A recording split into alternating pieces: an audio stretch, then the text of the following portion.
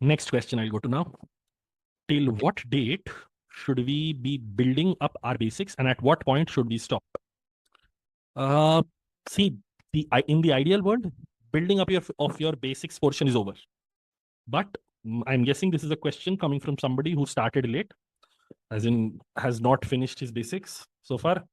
So there is no specified date. There is no specified date. In fact, for you, the recommendation would be, regardless of how far your basic building has happened, rush it to the extent that you can and get to a point when you can start taking mocks. When I say rush it, I don't mean skip topics. I mean go through topics, even if it is not crystal clear, even if it is not entirely clear.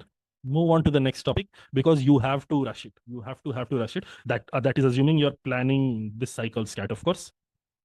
So as stated in the previous video, the expectation would be latest by October mid for people who are starting late. Latest by October mid or October first week, all your basics, all the basic fundamental things are done.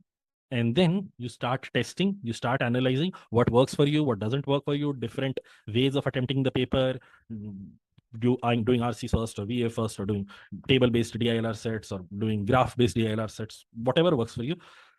There is no specific date till which you should be building up your basics, although I've mentioned October 7. It is more in line with, let's say at October 7, you're not done. You're not done with your basics till then. Does that mean you should not be, you should stop building your basics because I've stated October 7? No, you would keep working at it. You would keep working at it while simultaneously, I would rephrase your question is, what is the last date by which I can start taking mocks? See, ideally, in an ideal world, it would have already started. You would have taken close to 20, 25 mocks by now.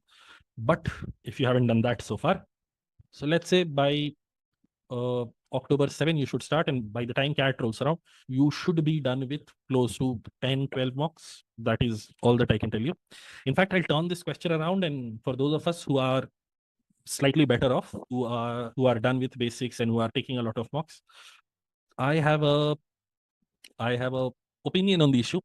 In the month of November, let's say whenever I personally, when the month of November rolls around, I stop taking CAT mocks altogether. 1 month prior to CAT, I stopped taking CAT mocks altogether.